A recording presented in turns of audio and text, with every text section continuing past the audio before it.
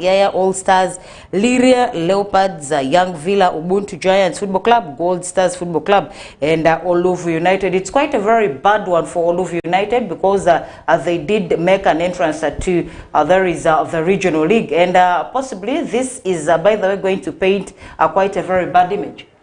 Yeah, of course, there's nothing wrong for Olufu anymore because they did it and they have qualified. They are going to play in the regional leagues. Only if the region had taken up this and made sure that they came up with what finally you should do. But only clubs paying, that means it's the region that is going to benefit, not even any other thing. What about in case those players that the licenses were forged were not going to be there? Couldn't there be way through that maybe the other team would have surpassed and got the best out of the teams that have been fined? My question is how this should work out, because it is now a challenge in this way that the team cannot even make mentions. The team cannot even do anything. They will know 100,000 is a small money. If team can buy a kit of 300,000, 400,000 season, what about just paying 100,000? Those are, even one person can pay that to make sure it works. But I think that shows that the region is again promoting the forgery itself, because if you remember, for issues of forgery or license issues, Leo Football Club, those 2 seasons have been affected so much and they didn't go anywhere. Why this time around a lot of names that have come in and they are not thinking about taking hard sanctions against them, only charging them? That means region is becoming greedy of themselves because they are looking into making money out of this. If there are 9 teams, that's around 900,000, which is going to be there lying in their account.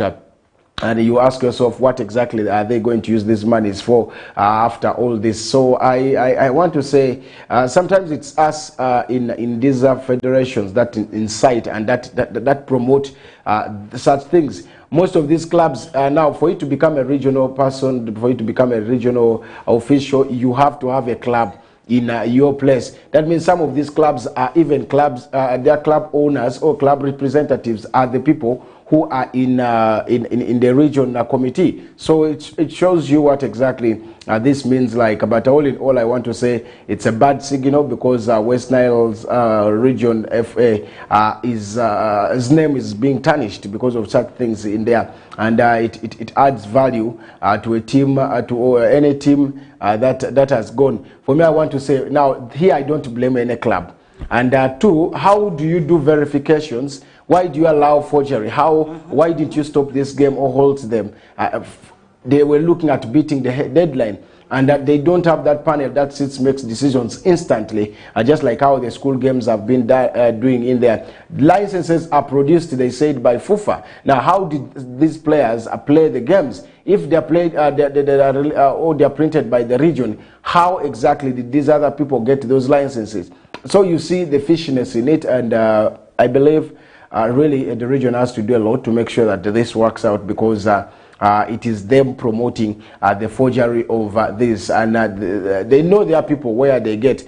Because Susie, I don't have a club, I don't know where they print these licenses. How do I just come from a green and say this player has to play? So I think at first I'd blame the DFAs, and then now the region is one key one that I'm talking about, because they have not taken rightful actions. Because if that is the case, then the whole league is coming down. Because if Seaborn is affected, if Airfield is affected, if Liria is affected, or Olufu is affected, you see a couple of names that have come through. So I want to say, to the region, let's try to be serious. That's in the most language. We should be always vigilant to make sure that things work out in the simplest way. But all in all, it is not a good one for that is the club. One thing I want to I want us to discuss about is that you actually saying the FA is not serious about this whole thing, is in that this very letter that they printed and started circulating yesterday in the Nyagaki zone, there is already a mistake where we did have Parombu, Yohana, Ochoko, Arua Airfield, Alangi Supermix and Vara Boys but instead of Arua Airfield is very clean, by the way, of all license issues. They acknowledged and made a call through to there is Mr. Ayub Kamis, who clearly stated that Arua Airfield is very free. That was a mistake. It was supposed to be Nyaya Jako. So I mean, this letter has already circulated and everyone knows Airfield is at stake, and yet through the phone calls that I was able to listen to, through the phone calls that I've reached a Whistle Time desk, Mr. Ayub Kamis acknowledged that it was Nyaya Jako. I mean, how do we come up with such mistakes and then make them first go viral and then we don't do anything about the clarification bit of it? I mean, the only thing is that, of course, the region has to come up with a statement again to refute what has happened, because for us, we may say that, and the phone calls will not be enough. The world won't know anything, because whether you circulate, what if it's going to be on let's say on a double standard issues that would be coming. So just come up, region, accept. That's what I'm saying. You can now see that the disorganization in the region, because the signature there is over Mr. Moses Kilber, who is the CEO of the West Nile Region Association. So for me, what I can say is come up with the right statement, a statement that is going to refute that it is not the team of Airfield, it is Nyaya Jako. Let's be clear so that we know what exactly this is, because a lot of things, I saw one of the sports journalists trying to defend in a certain group, and I just laughed, because it is not my work, it is not neither your work to defend. It is the region who has to come up right clearly to say that this is A, B, C, D. When shall they know about their problem? And that's the reason why they always say regions should use the right channel, because I know this may have gone that the CEO has already just printed and circulated.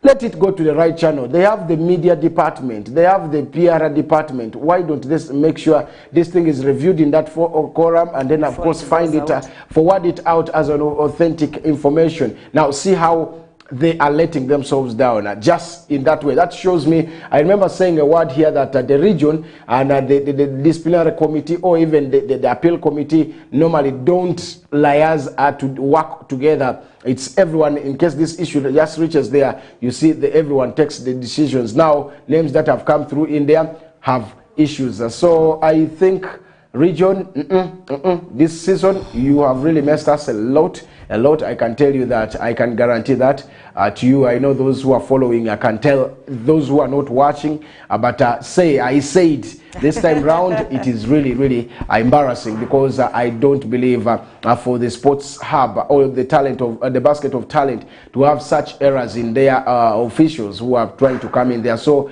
let's try working out this. I'm not fighting anybody, but I'm trying to say let's be realistic, let's be correct to put things work out, because it's one way that could help us and push us further. So if here in this minor we are disorganized, what about bigger things that will come ahead? And what about those who will really need to look into to see that things work the way they expect?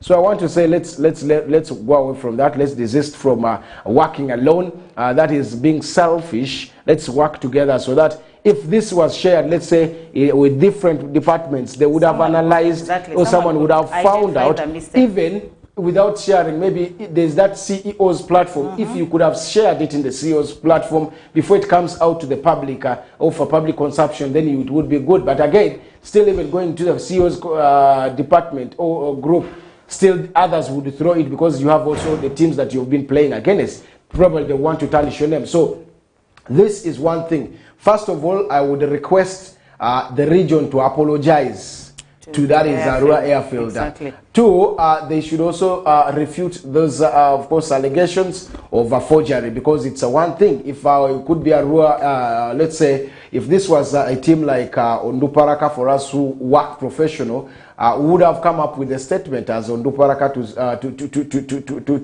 talk about this. Because it is tarnishing our image. We have an image to protect. We have our image rights. So that is one thing. We have seen Man City suing Premier League because of such things. We have seen Man City suing FA because of such things, that of allegations. 115, they had to sue, of course, FA for such things. So I'm saying ours may not be suing, but requesting for that appeal, probably to say that I need what we really need a clarity about this. We need apology because our image has been tarnished. Exactly. So that is one thing they should, and I request the region should be professional also to make sure that they release a statement to help this work out.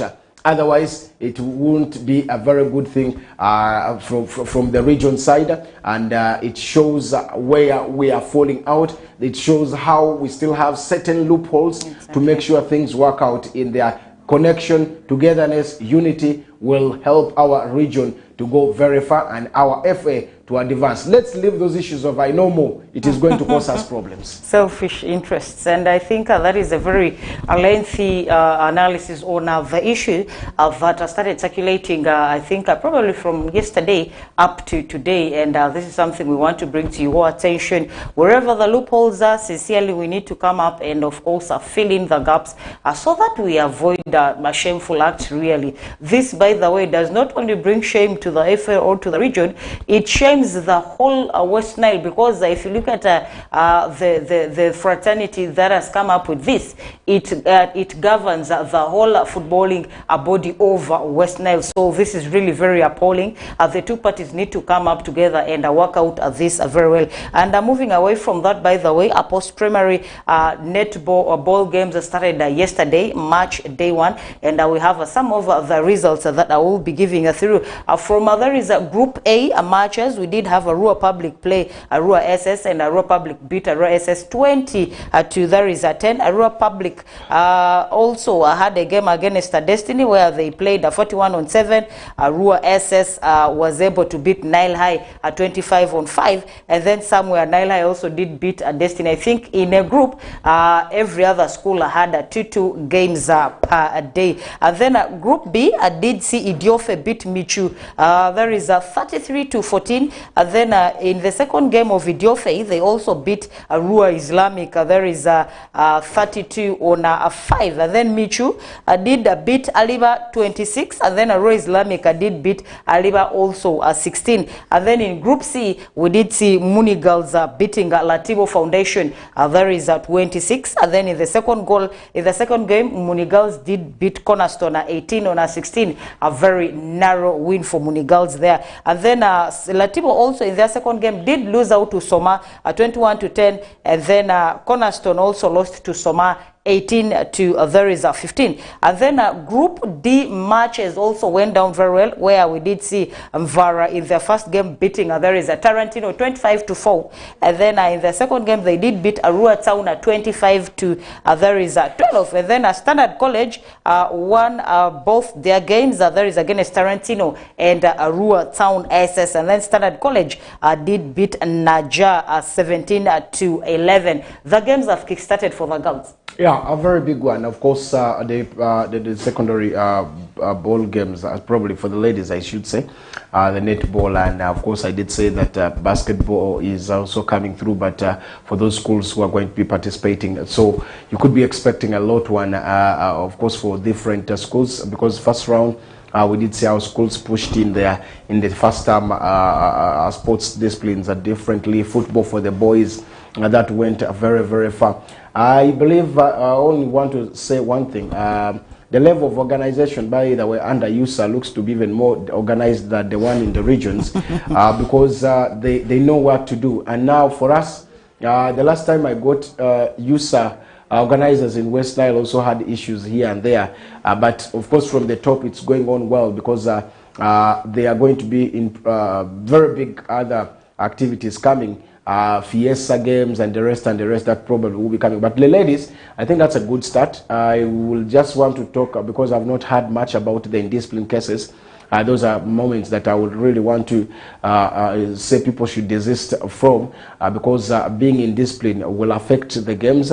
So let's always be disciplined and make sure that these games go rightly from the time. And timekeeping was also key. I want to ask the schools should also have timekeeping because that is one factor, so that the games can get early, get done early, teams to go and prepare or have other things right there. So I want to say that is why later I want to talk about this, but I think it's a good one with this, and we shall be waiting to give you all the results every day and now until when the games are over, until the stages that they will reach, until where we shall see. And probably Also, to just say that this will open ways for schools to have their core curriculum activity, of course, fulfilled for the second term. A big one. And of course, Awiso Time, West Nile TV is following up the results very closely in every other stage they reach to. Trust us at West Nile TV. Awiso Time desk will always be keeping you very updated. And before we, of course, cross over